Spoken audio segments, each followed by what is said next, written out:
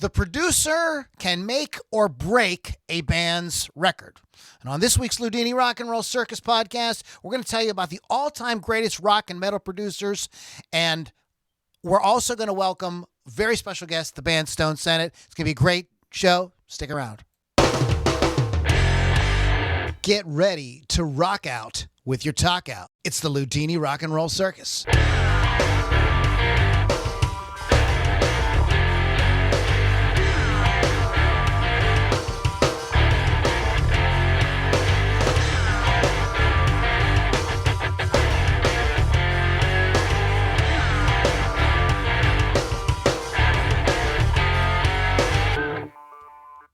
All right, everybody, welcome back to the Loudini Rock and Roll Circus. My name is Lou Lombardi, a.k.a. Loudini, and we have a great podcast for you guys today. We're going to be talking about rock and metal producers, the importance that the producer plays in the shaping the band's sound and arrangements, and how maybe sometimes the producer can make or even break the record. Hopefully not break it, but sometimes that happens as well. Anyways, we got a great lineup tonight of guests in on the podcast. We have, of course, the always amazing Keith the Hawk Hawkins from down there in New Orleans. Keith, what's up? What's going on? Everybody all right? We're all good, and we're just going to talk producers and just hopefully we don't get too much. No, nobody's nose is going to bleed out. Let's just go ahead and do that before I get into sponsors and stuff. We've got Clint and James from the band Stone Senate. What's up, guys? Hey. How are you guys? Good. Pleasure to be here. It's great to have you, man. And we're going to be talking to those guys here in a couple of minutes. But let's go ahead and get the business stuff out of the way. First, I want to give a shout out, as always, to Rock Rage Radio. Go to rockrageradio.com, download the app, and you can listen to great guitar-driven rock 24/7. Doesn't cost you anything. It's cheaper than Sirius XM, and there's more variety and more content, and cooler people own the thing. So you definitely want to support it, right, Lily? Yes, 24 hours of awesome music. Yeah, I mean, what can you say about that? Right. Free. It's free. Free. So also I want to give a shout out to our sponsor, Wolf's Customs. You want to go to wolfscustoms.online. Look, man, you know, there's no sense in getting up there when you're rocking out, doing your, you know, streaming concerts, or you know, some of the guys are actually getting back out there and playing again with the same boring looking guitar that the last 5 bands had. All right? Wolf's Customs will hook you up with a custom finish on your guitar. They do a wide variety of different things, really make you stand out and make that snare guitar, drum, bass, snare drum, Cowbell, triangle, didgeridoo. Make that stand out and really make it part of the show. So talk to our good buddy Chris Thunderwolf Dodson at wolfscustoms.online. And as always, if you want to get more information about the Loudini Rock and Roll Circus and the different projects I and we have, go to loulombardimusic.com. There's a free download there for an EP. There's lots of new music coming out. I've got a new band. Keith has a new band that I just freaking heard. Kick ass, dude. Your band rocks, dude. That band is killing me because those kids, the saxophone player and the bass player, are 22 freaking years old, and they keep me on my toes. Every week I come here, they're throwing down. I'm like, I got to raise my game up for something. Man. So I practiced for Thursday's rehearsal. I practiced my ass off today. I'm just trying to keep up with these kids. They're playing their asses off, and they don't miss a freaking note. And if you miss a note, I'm sure they're going to tell me about it. So I'm just like, I'm an old dog, but I got some new tricks for them, hopefully. But we'll see what happens, man. They're keeping you young.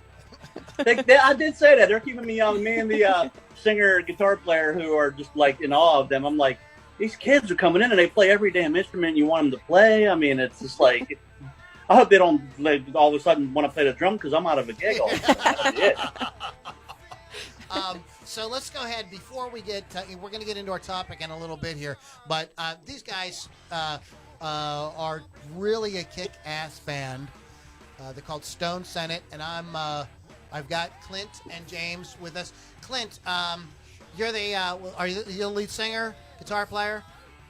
Yeah, that's me, man, singing and playing guitar. We got 3 guitars and then bass and drums. Wow, you got like the Skinner thing going on. Yeah, man, it's a cool feel, man. You know what I mean? It's very full, which is awesome, man. So. And James, we have James as well. James, what do you do in the band? I play guitar. Okay. So you're one of the lead guitar players? Yes, sir. Okay, I got you. Yeah. I got you. And so give us a little bit of background. You guys can kind of go back and forth, fill in the gaps a little bit give us the sort of like Reader's Digest version about how the band got started and kind of like what made you guys want to form a band. Well, James and then our bass player and drummer all kind of grew up together and stuff around Meridian, Mississippi. And long story short, I met Paul, the bass player, about 12 years ago here in Nashville, and he and I were playing with some other folks.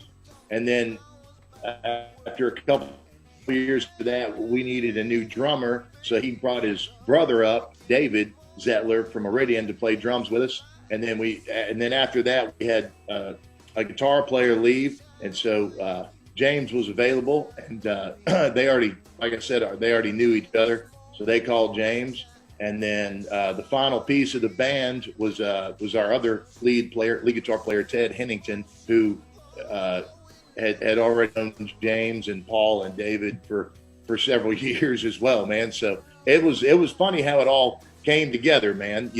James, I'll let you jump in here on this too, brother. Yeah, it was a conspiracy, dude. A bunch of people wanted to take over a That's You came in, you're like, I'm taking this band over. we just said, okay, we're going to go up there to Tennessee and just own this thing, man. What do you say? It really is cool how it worked out. Like Clint was saying, Paul and I knew each other since we were puppies and started one of our first bands together. Oh, cool. Way back when. And David was the little brother that was tagging along, playing drums when his older brother was the original drummer. And when he'd step away, we're on a break, David would get up there, and I was like, watch this guy. He's going to be hell. And sure enough, he turned out. He ends up the guy. So it's really cool. And then Ted been a friend of mine for years. And I knew Clint from up in Nashville. I lived up there for a while doing sessions and writing and whatnot. It all just it was kind of a meant to be thing. What made you want to play guitar, James? What grabbed you, man? What got you, what bug bit you that said, damn it, I got to play this damn thing? I got to give credit to my dad. He played mainly just for his own enjoyment. It was just something he would sit on the foot of his bed and play guitar and sing the songs of his era. Yeah. I of course wasn't supposed to touch that guitar. I was a little kid. His hard-earned money for that guitar, I'm not supposed to touch it. Well, my grandmother would fall asleep during As the World Turns, and what did I do? One day he comes in and I'm doing all the stuff he was doing, and he says, "Okay, well, we got to do this, kid." From there, I started out playing bluegrass and everything else, and then of course, the rock bug bit me when I got I actually saw my first Kiss album at a dance. Oh. They were spinning records at this dance, and it was Kiss Alive. Oh wow! And I said, all right, those guys are having more fun than ZZ Top. As much as I love ZZ Top, Billy Gibbons was a huge influence as a kid. But then all that, I went, oh my God, those guys, they're having way too much fun. I got to look into this. And then, of course, I just went head over. One of our listeners is actually asking James if you sing because he likes your deepness in your voice. Yeah, you have a cool speaking voice. You should start a podcast. I sing a couple of things, mostly backup vocals. I back way up from the microphone. And Clint's got that territory covered quite well. Hey, Clint, tell us about what got you excited to want to get into music, not just play the radio, but actually want to play. Man, it was growing up. My family was very musical. My folks worked in the music industry all my life. And so I grew up listening to all kinds of different music. And I guess when I was 10 or 11, I really started getting into the Doors and the Allman Brothers and stuff. And so that's when it really dawned on me. I was like, man, this could be really cool, because these guys are really cool, And so I started playing drums and then went on to bass guitar in another band, and then picked up picked up the guitar and stuff, and then just kind of kept doing it, all through high school and college and stuff, and then and luckily ended up with all these guys, man, last few years, and it's like James said, it was kind of meant to be, It was a cool deal for sure. I was checking out your bio, and this is something that's like really kick ass. And so those of you who are listening, our audience loves, the real deal, real rock and roll. And you guys built the audience by doing it the way we like it. The way we like it. That's the way we're supposed to do it, by just hammering it out, going out and gigging and gigging and gigging and gigging, and building that fan base. So like, what are you gonna do now? Like, what's the situation now? Because of course we know the way that the world went sideways there for about a year. What's the sort of plan with gigs and touring? Well, we over the pandemic the past year, but we've done a few little private parties here and there. But actually going out Thursday to do a few shows down at Daytona Bike Week. Awesome. And nice. So really excited about that, man, because it's been a long time since we've done more than just one show, and so it's gonna be a hell of a good time, man. We're gonna do 7 nights down there, 6 nights at the Broken Spoke, and 1 night at the Iron Horse Saloon. So I think everybody's gonna be touring Florida this year. Yeah, well, both of those bars are amazing bars. I've been to both, and that's gonna be so much fun. Hey, it was cool. So you guys have a single out right now. Is this something that's on your album called One, or is this like a new song? One was the first EP we did back in 2015. Okay. And then we did a follow-up EP back in 2016, early 17, called Star City. And then during the pandemic, we went in and cut 13 brand new songs. Oh, cool. And this is, man, this is, we had plenty of time to spend on it. So it was, it worked out well, man. But this is the second single off of the upcoming album. The album's going to be called Between the Dark and the Light. And this single is called Slow Crusade. Tell us about this song. I'm not allowed to play music over Facebook and YouTube, so we're gonna kind of tell everybody, have them go to the website, check it out. But tell us about the song Slow Crusade and why you guys released it as your single. Well, the first single we did was called Whiskey Helps, and it was a real kind of party anthem, rocker. Oh yeah. And so this one, we wanted to kind of show, I guess more of the songwriting craft, and the way we broke it down with some acoustic guitars and stuff. And James and Ted, our other guitar player, the 3 of us put it together, and it was it came together really, really quickly, and it was just really, it worked out great, man. James, what are your thoughts on that, dude? I don't want to keep talking and leave you out. Well, Clint came in with such a cool title. I mean, that's kind of an intriguing title. And when we wrote the song, we knew we had something different. And thankfully, on this record, we got to work with Toby Wright producing, who's worked with Metallica, Ozzy, Kiss, Alice in Chains. Awesome.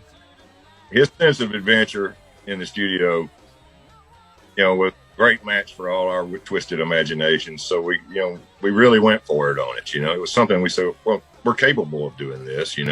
We all come from playing a lot of different kinds of music. We all appreciate a lot of different kinds of music. Now, granted, we're a rock band, and live, that's where we really live. But it was really neat to explore something different. And the new record really, it's like that. It takes you on a ride. It's not a one-trick pony kind of thing. Cool. And so how do folks find you guys online? Unless they're other than going to Daytona to see you, how do they find you on the internet? We're on all the social media. You can go to our website, Stone. Oh. That's what I was trying to get you to say. I'm sorry, Jay. I was trying to get you to say the website. I'm sorry, guys.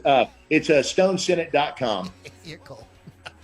I apologize. I didn't mean to talk over James there, man. Well, I'll let you guys fight about that after the podcast. Quit talking over me. So what's going on with the band? You guys getting a lot of fist fights? You guys like Pete Townsend and Roger Daltrey? Like what? Oh No, man, There was a pause. There was a little bit of silence there. James got a big shitty grin on his face. no, man, we all get along great. I mean, but you spend you spend 2/3 of the year in a sprinter van together. There's going to be times you butt heads. My God, you do 150 shows a year, you'll butt heads. It's like right now though, with the pandemic and everything. When we all meet up tomorrow in Nashville, it's going to be just a blast because when you see each other as much as we have seen each other for the last several years, all of a sudden you hit a brick wall going 1,000 miles an hour, and we all just kind of finished the record, except for like Clint said, the odd gig here or there. We haven't seen much of each other, so it's going to be a joy getting back out and doing what we do. I'm sure. All kidding aside. So guys, go to stonesenate.com, and from there's all the jumping off to all the places on the internet. Some great video content there as well. I think the band is, I think you guys really kick ass. I really dig it. I love what you're doing. I love the vibe, the look, the feel. Good stuff. I have a private, a closed Facebook group, and we shared the Whiskey Helps today with everybody, and it got a lot of likes. So that's we're all about the rock and roll over there. I knew everybody would dig it. That's good shit. Thank you, cool, guys. All right, guys, go to everybody out there in podcast land. Everybody's listening. Go to stonesenate.com. Check these guys out as things open up. Be aware that they could be coming to a town near you, hopefully. So check them out, stonesenate.com. Guys, stick around, man. We'll bring you into the conversation. We're talking about producers tonight. So, anyways, thanks guys for hanging out. Let's go ahead and get the regular program started. And do you guys know Keith?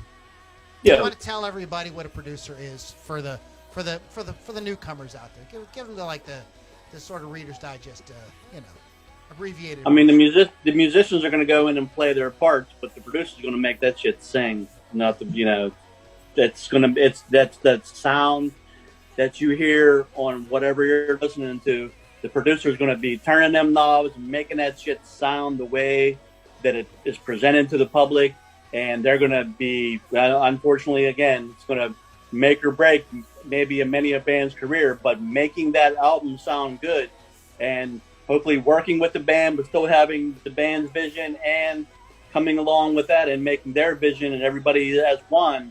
That's what you want to do. And I think that everybody on the list tonight is going to be hopefully well respected in the rock and metal community as the producers. And I'm sure we're going to say a few that maybe you don't know. Maybe we missed a few, but it's just there's so many. Yeah, but at the end of the day, you're going to, whatever you're hearing come out of, that product is going to be based on what that producer did. And there's some badasses out there that just do their thing and know how to get it done. So this is what we're talking about tonight. I look at it like this. The guitar player plays the guitar, the singer sings, the drummer plays the drums, bass player plays the bass, etc. The producer plays the band, and the producer they're pulling the plays strings, studio. man. They're turning the knobs, if you will. They're making everything go. They play the band in the studio. They make the things. They put that all together. A great producer will tell you something like, no. That chorus is too long. You got to straighten that out. Or that guitar solo is too fast, too fancy. We want something catchier. I mean, that's the kind of things a producer will do. Those lyrics, no, that's stupid. Rewrite it. Famous incident before we actually get started here is Chet Atkins producing Crazy, Willie Nelson song, and Willie had called the song stupid. And Chet was like, whoa, what are you doing? It's stupid. No, you got to come up with a different word. Nobody wants a song called stupid. So that's the value of a great producer. Or we would have Patsy Cline singing stupid.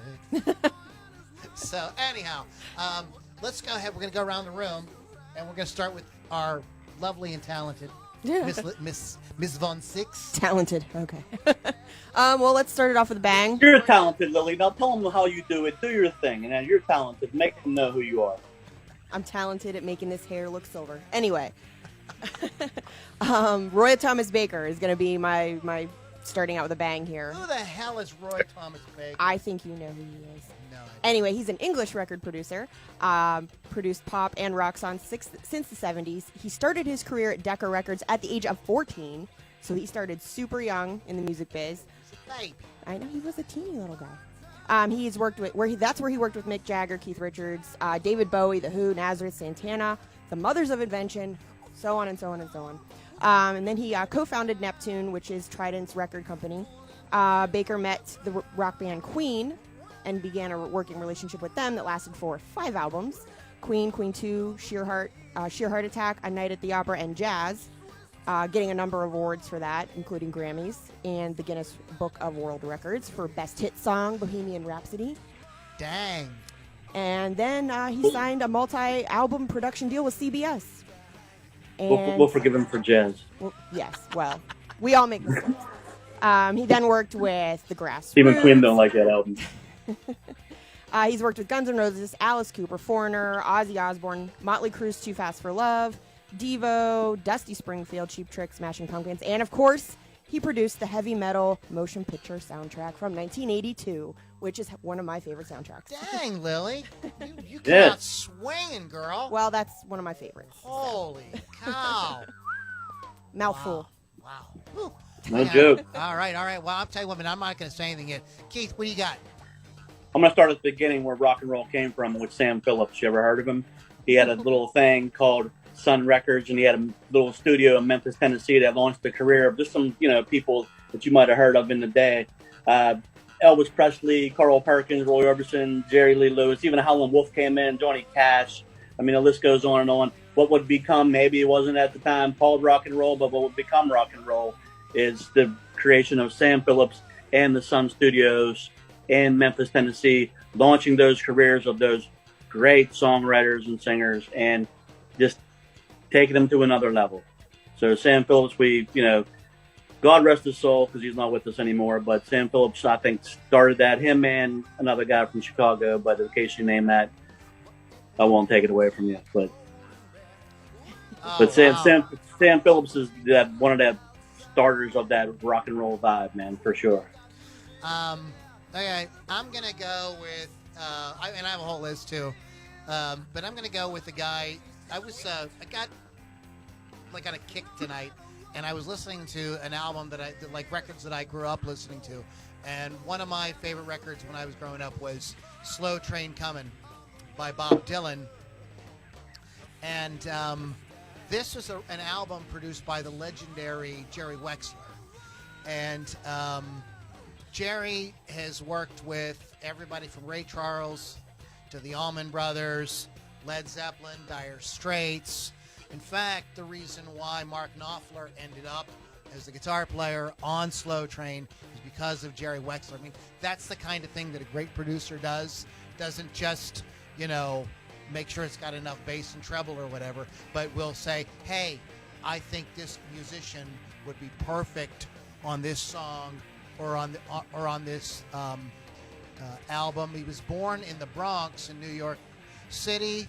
During his time, he worked for Billboard magazine, became a partner in Atlantic Records in 1953, with some names you may have heard of, like Ahmet Ertegun, maybe a guy you maybe heard of. He shows up in, not himself, but an actor plays him in the movie Ray, about Ray Charles. So that's how important he was. Recorded with, worked with Wilson Pickett, Aretha Franklin, oversaw Dusty Springfield's highly acclaimed album, Dusty Memphis. In '68, he and Ahmet signed Led Zeppelin to Atlantic Records. So, also has his hand and fingers in the sort of business side of things. And as I mentioned earlier, He worked with on the Grammy Award "Gotta Serve Somebody" album, "Slow Train Comin'." The song that won the Grammy was "Gotta Serve Somebody." Won the award in 1980 when Wexler agreed to produce. He was unaware of the nature of the material and that awaited him. Naturally, I wanted to do the album in Muscle Shoals as Bob did, but we decided to prep in L.A. where Bob lived. That's when I learned that the songs were about being a born-again Christian. I like the irony of Bob coming to me, the wandering Jew. That's what he refers himself to as, to get the Jesus feel. But I had no idea he was on this born-again Christian trip until he started to evangelize me. I said, Bob, you're dealing with a 62-year-old confirmed Jewish atheist. I'm hopeless. Let's just make an album. And that's true. True Jerry Wexler. There's a great documentary out there about the making of this album. And if you guys can find it, you definitely want to check it out. What do you got, Lily? Word. So I'm going to just piggyback off of my previous pick and go with Mike Stone. Another English producer, worked with Queen on multiple Something albums. against Americans or something? No, I'm building up.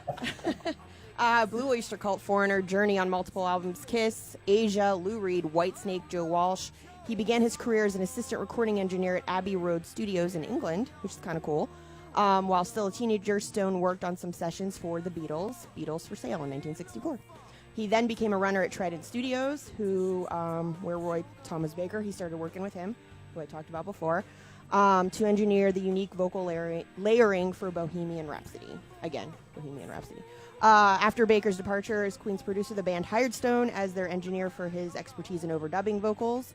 By the early 80s, Stone had produced popular top-selling albums for both Asia and Journey, and he was scheduled to oversee the remastering of the Queen catalog, but he unfortunately died in 2002.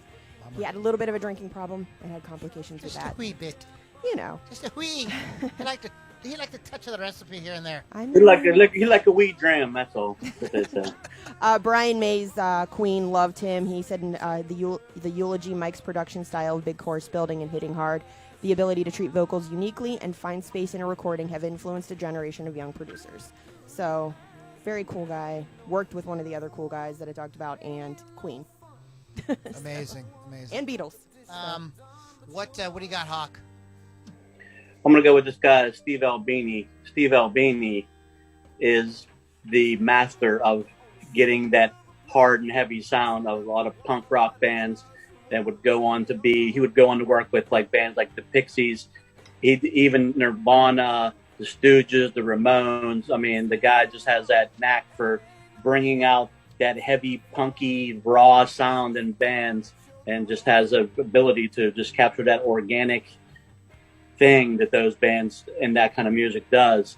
And he's been on a lot more than that, but I mean, it's hard to keep up with these people's resume. Go, that shit's as long as Lou's leg or something else, whatever.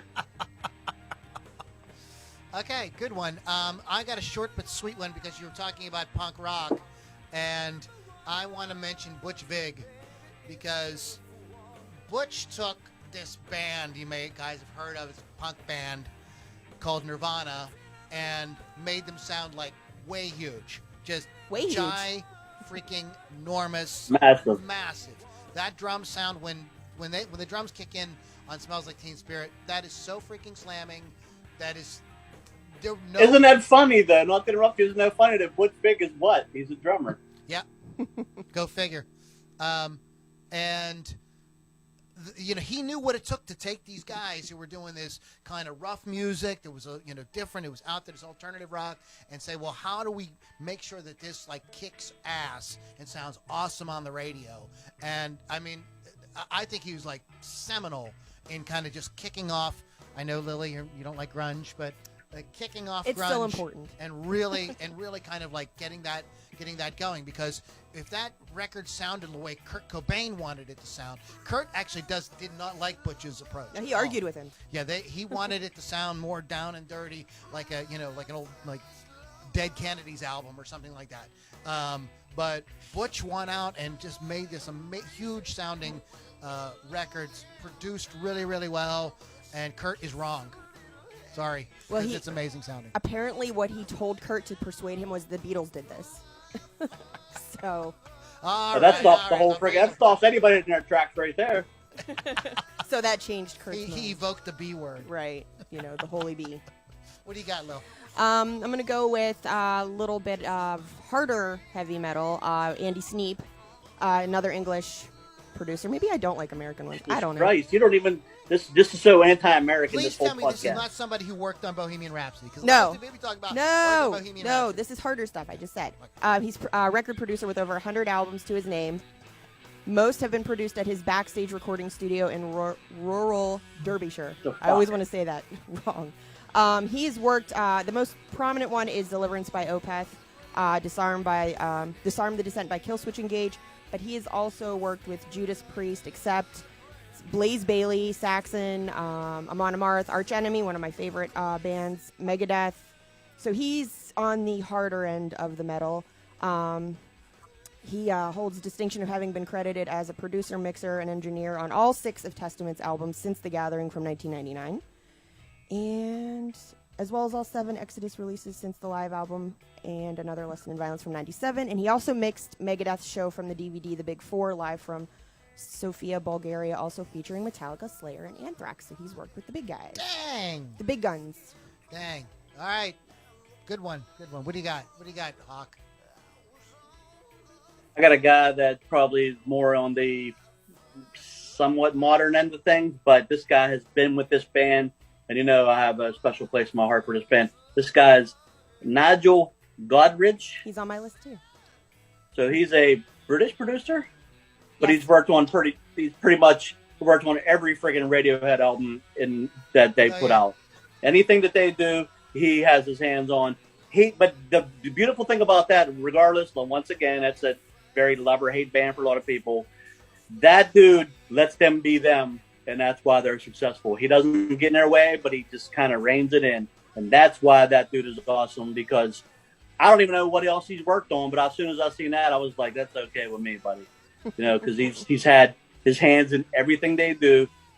And like I said, they're a great band. I think they're a very important rock band, if not the most important rock band of the last 25, 30 years, in my opinion. But it's where he lets them be them. He's not doing the whole, let's put out another album that sounds like the last one kind of thing, like bands that you hear, Nickelback and bands like that. Nothing against Nickelback, but they kind of sound the same every album. But Nigel Godrich is the guy that has his hands in all the Radiohead shit, and he still lets them be them and do their thing, and it's successful. So how many producers can actually say that? Because there's hit and misses with everybody. But even the bad Radiohead albums, they're still a lot better than a lot of garbage you hear today. He was sort of one that could work around the band and still make it. Yeah, he was. sound good. That's awesome. I mean, you'd read some stuff, about him that just he just lets them do their thing, but he kind of makes it makes sense. Because sometimes I think bands just like to. I've been there myself, where you just get in the studio and you just start to fucking jam things, and as a jam becomes not a song, it's just a jam at that point. You want a song, that's where a producer comes in and is like, yeah, this is bullshit at this point. We don't need an 8-minute opus. We need a song. So let's just do that, So I think that's where people like Nigel Godrich come in, and anybody else on this list is going to tell you, is going to say the same thing, where they're going to give you the band's identity, hopefully let you have creative freedom and kind of hone that magic that you want to give the public. All right, great pick. I'm gonna go for the throat on this next one. This producer, the records he worked on were all my favorite records when I was in junior high and high school. I'll just say it. He grew up in South Africa and was a fan of Slim Whitman, which played into his career a little bit later on in his life when he married Shania Twain. I am speaking, of course, of Robert John Mutt Lange. Everybody just calls him Mutt Lange. Worked, crafted the sound, basically. Crafted Def Leppard's giant sound. That drum sound that sounds like, like a punch in the head exploding. That's Mutt Lange. Worked with The Foreigner, the Boomtown Rats, Michael Bolton. I just heard Drive by the Cars today, and that snare, that's Mutt Lange. That's Mutt Lange. Brian Adams, Huey Lewis and the News. I mean, it's just a who's who of who's award-winning record after award-winning record. But later on, many guys may or may not know, married a country singer and star, Shania Twain, and went on to, they turned Nashville upside down because, Nashville is doing its thing, and they show up with this whole new sound and way of producing and putting songs together, and it raised a lot of eyebrows and pissed a lot of people off, but they had giant hits.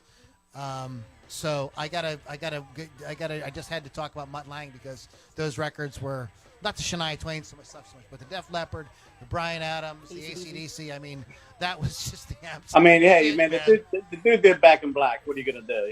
That's something else right there. I mean, and he's an ugly dude and married a hot chick, so that gives us a lot of us hope out there. So that's good for you, buddy. Yeah, exactly. No, so yeah, Mutt Lange.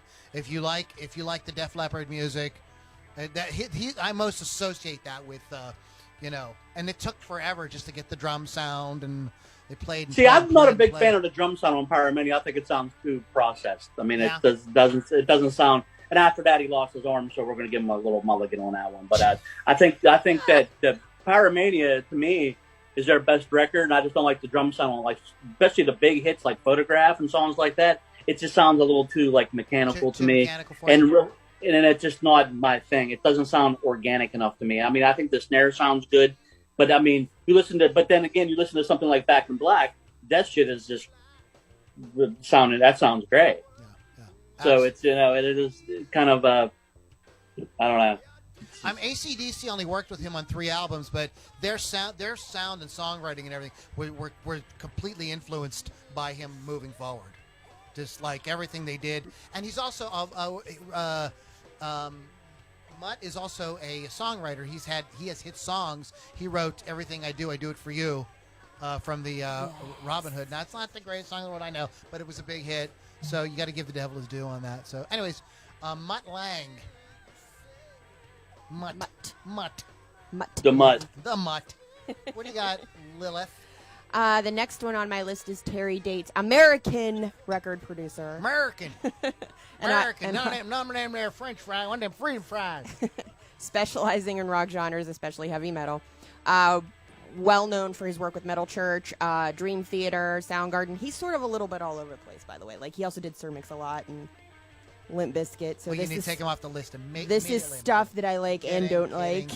But Overkill, Pantera's A Vulgar Display of Power, very important record. White Zombie, Astro Creep 2000, Deftones, Slipknot, Limp Bizkit, and all the ones that I do and do not like. Sepultura. And he most recently worked with the Deftones in 2020 with the album Ohms and the 20th anniversary edition of Pantera's Reinventing the Steel in 2020. So he's got a lot of different kind of mixed stuff under his belt. So kick-ass, man. Cool guy. You got some good picks on here. Soundgarden, he worked with Soundgarden, Mother Love Bone. Yeah. Yeah, that's not too shabby there, Chief. Yeah, good pick, Lo. What do you got, Keith? You're gonna go for the throat. I'm gonna go for the back of the throat. Okay, is that all right? You guys I'm gonna are go with violent tonight. I'm gonna go with Rick Rubin because Rick Rubin's done it all. There's just 2 other guys on the podcast, and we gotta they gotta get the testosterone going. Yeah, you don't see me. Rick Rubin's done everything from the Beastie Boys, and LL Cool J, and Public Enemy to freaking Slayer and System of a Down. He's played, he's done Red Hot Chili Peppers. He did Adele's 21 album. If you look that up, he is all over the place. Not only does he have a cool beard, but he just got a good ear Important. for everything. Right, Clint? It's about the cool beard. Beards are in. I cannot grow a beard. I'm aspiring to get that beard. Are you guys? Hey, Clint, James, are you guys Sabbath fans at all? Sure. Yeah, absolutely. Now, just your opinion, because I have. I'm not going to say. Did you guys hear 13? The record they did with Rick Rubin. A little bit. Isn't that the one with Rage Against the Machine's drummer playing drums on that? Yeah. Is that right? Yeah. I heard a little bit of it. It sounded great, man. I mean, it was like rocking that? stuff. I didn't hear the whole thing. But. I think that the drums and the bass sound great on there, but I just don't think that Rick understood Tony Iommi's guitar sound. It's just It doesn't sound like him. So I was like, my opinion, just my opinion. I just would not. Yeah. But I mean, Rick Rubin, what the hell? I mean, come on, Rick Rubin. You know, I mean, every once in a while there's a dud in the bunch. You know I what just I mean? opinion too. What the hell do I know? You know, how many records? Every firecracker been let off. You know what I mean? Give him props for just the Johnny Cash stuff. Yeah, He brought that's Johnny amazing. Cash. Yeah. He reinvented Johnny Cash's sound and made it like. It was like cool to like Johnny Cash. And people were like, oh, I don't want to listen to this old country dude. And I was like, all of a sudden he's doing like Soundgarden covers and Nine Inch Nails covers, and it's like Rick Rubin's just honing that shit, and he's like making this dark, sophisticated record, and it's like Johnny Cash was like cool to like by everybody. Like kids were liking Johnny Cash, and they were like, "Who the fuck is Johnny Cash?" I was like, "That's an old school dude," but he's everybody loves him. So yeah, he reinvented Absolutely. Johnny Cash's sound. Yeah, so that goes to show you what a good producer can do. Yeah, no, that's a really good point. Yeah, those records. Who doesn't love that record? That's absolutely amazing. Legit. Okay, I can't believe no one said it yet, but I'm just gonna throw it out there, especially Lily with all her British stuff. Oh, I got a British one next for you. So. Oh, good. Go ahead, Governor. I'm gonna throw Governor. You can talk like we that. got to talk about Sir George Martin. Yeah, well, I was kind of waiting around with that one, but it's I mean, go I ahead, know, you tell him it because seems kind of obvious, but it was like my mic drop moment. But go ahead. Wow, you just ruined his whole day. It was like George Martin worked with the Beatles. See ya, boom. That was it. That was all you're gonna walk out the room. He might have. I mean, there's really not much to say, but all that great stuff they did with the editing and everything, yes, Paul and John and those guys had influence on that, but it was George that was really able to make all that happen for them, and they would think of stuff. We want a marching band on this. Okay. We need a symphony orchestra. Okay. We need a string quartet. Yeah. And he would go and he would find a way to like make all that stuff work for them. And dude's a genius, man. He's a genius. A straight up genius. Yeah, absolutely amazing. So, producer of the Beatles, et cetera, et cetera, et cetera, et cetera. What can you say? The Beatles. The Beatles. The B word. The B word. Boom, mic drop. So Lily? Martin Birch is my next one. Martin Birch. British music producer. Became known for engineering and producing albums recorded predominantly by British rock bands, including Deep Purple, Rainbow, White Snake, Black Sabbath, Blue Oyster Cult, and of course, one of my favorites, who I try to mention in every podcast, Iron Maiden. Began his career in music as an audio engineer with Jeff Beck, Fleetwood Mac, and Deep Purple. He retired in 1992 after producing Iron Maiden's Spear of the Dark album. It was the last of the 10 records he produced with the group, appeared on Iron Maiden's music video, Holy Smoke, 2 years before his retirement. Unfortunately, we did lose him August 9th of 2020 to undisclosed reasons. Probably COVID. That's what they're going to say. I think he was doing blow off the stripper's ass. I mean, that's what I would be doing if I was him at this point. Anyway. You know what I'm saying? There were tributes paid by David Coverdale, Geezer Butler, Wendy Dio, and members of Iron Maiden offered a lengthy tribute to Birch on their official website. So, very happily remembered man, and I mean, Rainbow, White Snake, Black Sabbath, Iron Maiden. He's in the Iron Maiden behind the music. Yeah. Yeah, he's very interesting guy. Very cool. Iron Maiden. What do you got, Hawk? I'm gonna go a little bit more froggy on your asses. Froggy. So I'm gonna go David Bottrell. Who? David Bottrell is responsible for 2 to 3 Tool albums, several King Crimson albums, and a lot of other just awesome shit. He worked with Muse also. And this is a quote from David Bottrell: "I would just like to work with people that have an identity to their music. That's what I like to do."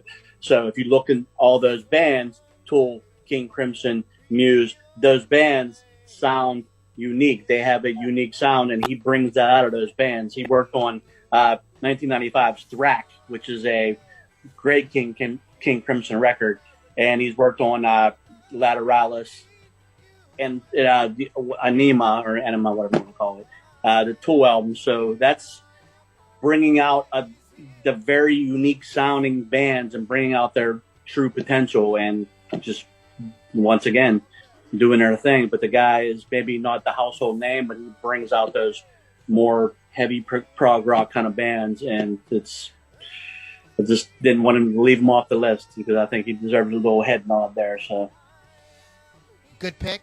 I'm going to go back to my generation, the 80s. Steve Lillywhite. Began his career in 1977, credited with over 500 records, collaborated with, get ready, XTC, Big Country, Susie and the Banshees, Simple Minds, Psychedelic Furs, David Byrne, Talking Heads, Kirsty MacColl, as well as U2. Did some of the greatest work for U2. Just, really helped them craft their sound in a lot of different ways. Of course, worked with some classic bands like the Rolling Stones and Peter Gabriel. The Killers were more current act. Dave Matthews Band, Fish, Counting Crows. Just, the list goes on and on and on of just music that touched so many people and was so important to an entire generation. So that's about all I got on that Steve Lillywhite. You know what I can say about him? Drums. Yeah. Listen to any album. I haven't heard them all, but it's even those several that you rattled off there. All Steve Lillywhite's albums have one thing in common: they sound huge, but the freaking drums on every one of his technique, whatever he does, is just perfect because he gets the best drum sound maybe out there today. I mean, he captures the organic sound of the kit without him making it sound too gated or any too processed sounding, like Pyromania, my land. And but the Steve Lillywhite is just got that. He's a freaking genius when it comes to that, getting that organic hone in that sound, man. And it's like especially with the Dave Matthews Band and U2 and like a lot of that early '80s stuff. Even though a lot of stuff was getting into the synth keyboard style and electronic drums, he was still able to capture till then up into the Killers and all the modern shit he did, where he's getting that sound where it sounds like a drummer. So got that human element to it. That's what I like. Lily, do we have any shout outs or any folks watching that you want to say hey to? We have Bill Damiano, Michael Goltz, Chris Thunderwolf Dotson, Beth Peternell. Is that how else? Yeah. Yes. Okay. Beth across the usual suspects. The usual suspects are on right now. Actually, that's Tim Johnson. Mentioned Butch Vig. John Rasso said, "I'm a good plumber." I don't know what that means. And David Broussard said, "Great subject." And also, he is a good plumber. I actually had him do some work for me. He is a good plumber. So I'm yes, Razzo, you are a good plumber, and he works at a very, I'm not going to say cheap, but he works at a good price. And Bill Damiano actually said my next pick, which is Bob Esrin. Oh, okay. Would be one of my favorites, obviously. He is best known for working with Alice Cooper, Aerosmith, Pink Floyd, Kiss, Motley Crue, Peter Gabriel, Deep Purple, and his career has spanned 4 decades, and it continued in the 21st century with acts such as Deftones and 30 Seconds to Mars. He's basically the Alice Cooper guy. Like, he's worked with Alice Cooper forever. He worked with him when he decided to do a solo career, did Welcome to My Nightmare, and also produced the best-selling Kiss album, Destroyer, in 1976. And he also has, he also produced a live television extravaganza to reopen the Louisiana Superdome in New Orleans, starring Green Day and U2 in 1993. And he also co-founded a computer software company called Seventh Level, which developed and published educational and entertainment CD-ROMs. What the hell is that? Including a highly popular and groundbreaking series of Monty Python games. So, all right, super cool guy. Good pick. This is we're gonna be kind of wrapping up soon. Yep. So, Keith, what you got, bro? You got one more? I'm gonna ask. I can't believe this. This is one of my favorite. Go ahead. What? No, go ahead. This guy, I mean, when I was researching the most respected, the most well-known, this guy wasn't on any list that I've seen. I looked at several of them. And it's amazing because this body of work is pretty impressive. Brendan O'Brien. Nobody mentioned Brendan O'Brien on any of the freaking lists I've seen. The dude's worked with, just small bands like Aerosmith, the Black Crowes. He did the Black Crowes' first album. He's been in engineering and producing for years. Rage Against the Machine, STP, AC/DC, Pearl Jam, King's X, Temple of the Dog. He also won a Grammy for Bruce Springsteen's The Rising album. So, I mean, this guy's been has had his hands in a lot of different styles of bands, all rocking though, and still just he knows how to put his stamp on the music. And I think it's another person that probably doesn't come in and, you know, kind of do that whole, like, you know, dictator thing. It's he seems to really get the most out of his bands, because with the albums he's worked on, those bands have thrived. I mean, that shit sounds great. I mean, so he knows how to get a good drum sound, which is important. I'm sorry. And it's just one of those guys that I've never seen, like, in the top echelon of producers on the list that I've seen. You get all the other, you know, household names, but Brendan O'Brien, I think, is a very unsung hero, if you will, of rock producing. He's not mentioned enough, if you ask me. Great pick. I had forgotten about Brendan. Great one. I'm going to wrap up real quick with Eddie Kramer. Worked with people you may have heard of, like Eric Clapton, Jimi Hendrix, The Kinks, Led Zeppelin, Kiss. They did not. Kiss had a rocky relationship with Eddie Kramer. John Mellencamp, Carlos Santana. Yeah, all those like great guys that like sort of set down what rock was going to be.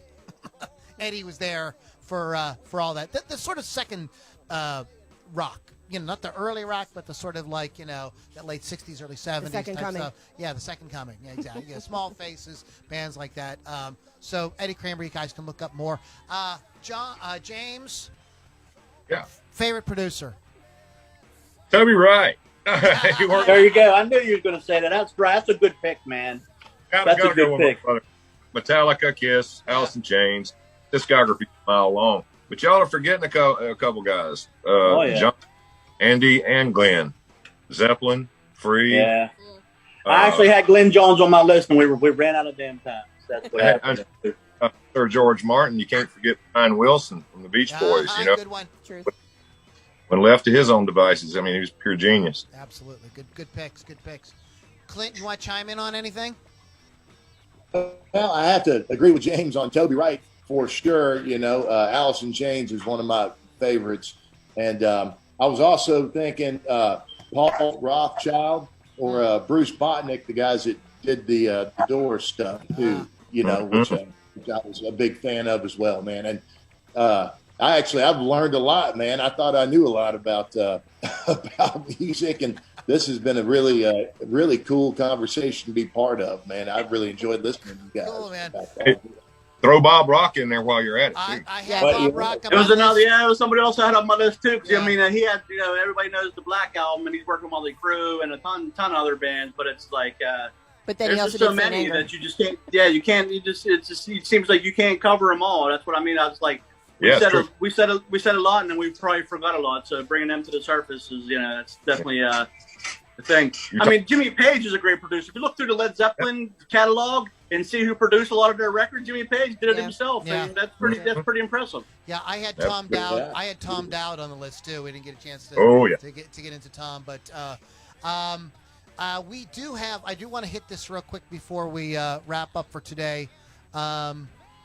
This day in music, we do this every podcast, and basically all we're gonna do some birthday shout outs. Guy you guys may have heard of, Lou Reed, happy birthday, born in 1942 on this day. Lou Reed. Larry Carlton, are either one of you guys Larry Carlton fans? Oh yes, amazing guitar, one of my absolute heroes. Worked with Steely Dan and Joni Mitchell. That's enough right there. Yeah. That's it. Mic drop. That's it. You're done. You're not saying anything else. Also worked with Andy Williams, but Rory Gallagher, Irish blues guitar player, many solo albums, monster tone with that Strat. I mean, just like, what the hell, man? Like, just a unique sound. You know, just very, you know, distinctive tone. Happy birthday to one of my favorite drummers and singers, my girl. Karen Carpenter. Yeah. I mean, that woman's voice is like effortless. It doesn't even sound like she's even doing anything, and it just comes out, and it's just like it'll melt your heart. and we're gonna say, of course, the man himself, the man with the guy with the guy with the second greatest hair in rock, John Bon Jovi. Happy birthday, John Bon Jovi. How old is he now? Rod Stewart, of course, is the guy with the greatest hair. But John Bon Jovi is 59. Yeah, he's born in 1962. He's a young guy. Hell, only 59. He's another one. It would still be rolling until he just don't. He's like the Tom Brady of rock and roll. When's it going to stop? Anyways, guys, so there's just a few birthday shout-outs there. We had the band Stone Senate on, and it's stonesenate.com. That's the correct website? Yes, Yes, sir. That's it. All right, and what's the name of the new album, guys? Well, it's not come out yet, but the title is Between the Dark and the Light. Great title. Oh, I like it. love that. Yeah. I knew it was a cool title. We got into so much stuff here. But we've been posting some stuff in our inner circle group, and you can get more information by going to LouLombardiMusic.com. So we're just trying to share the music and get folks excited about Stone Senate. And you guys are headed. When are you guys headed out to Daytona again? We'll leave On Friday. Okay, so soon, man. Soon. The Friday, then we're there for 7 nights, man. So it'll be a good party down there. Awesome. Yeah. Man. Looking forward to seeing some of our rally friends, man. Wednesday night, the 6th, we're doing a show with Saliva and get to see those guys. I got a friend in that band I haven't seen in years, so I love it's that. going to Ladies and gentlemen. Wow, that's a great job. Yeah. Love that band. Oh, sorry. We geek out. He's like rocking out, We're like Beavis and Butthead. Boom. Beavis and Butthead and Butthead. Right. So, anyways, stonesenate.com, guys, go check them out. Shout out to Wolf's Customs, wolfscustoms.online. Get a custom paint job on your musical instrument. Keith the Hawk Hawkins. Does your band have a name? The Aliens. Ugly. What? Ugly. It's just called Ugly. Ugly. Get the hell out. That's it. Okay. New Orleans Funk, man. Ugly will be at the Babylon in Metairie on the 13th, and the Poorhouse in, I think, Metairie too. So it's like we're doing a tour of Metairie, Louisiana, for the next month. Awesome. No, man, your band is really good, dude. What was that? That was just like what, a board recording or a room recording or something you sent? That was a board recording, 1 rehearsal. Yeah, they're smoking, man. Well, how many piece band is that? That's a 4-piece band. That's okay. it. Okay.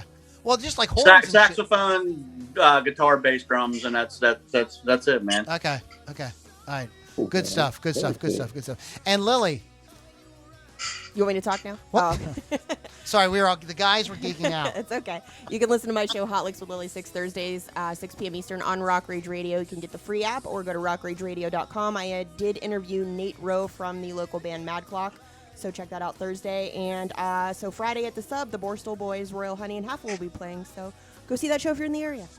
Yeah, the Subalpine in Sunny Turtle Creek. Sunny Turtle Creek, PA. Yeah, that's that's a great it's a little oasis of rock and roll here in the Steel City. There's not too much going on in a lot of places. And that's one of them. Yeah, it's one of them. Just think, we took a real hit.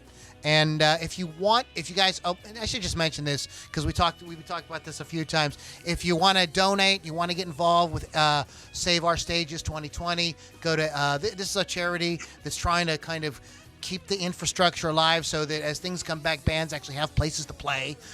So you want to go to sos2020pgh.org and see how you can get involved with that. They do different fundraisers and things like that. And they put out a cool little song with some Pittsburgh local musicians. It's pretty cool. So if you guys want to check it out. James and Clint, you guys are badass, man. And we wish you guys all the luck, man. All the luck in the world. You guys kick ass. And I'm so glad you're out there playing guitars.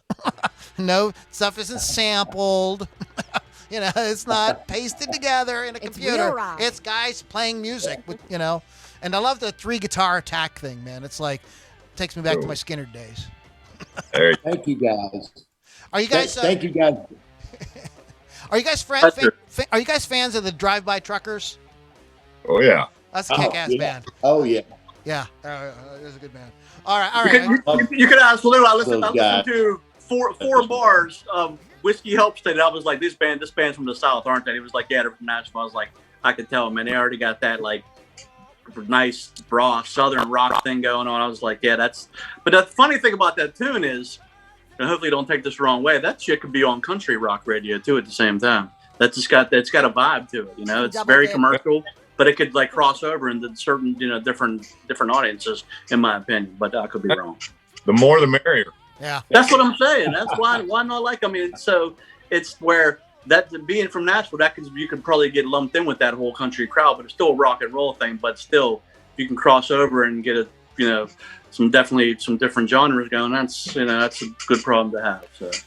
Absolutely. All right, Stone Senate, guys, go to stonesenate.com. It's been a great show. Keith the Hawk Hawkins, have a great night. Lily V6, have a wonderful night. RockRageRadio.com, go download the app, and we'll catch you guys all on the next Loudini Rock and Roll Circus.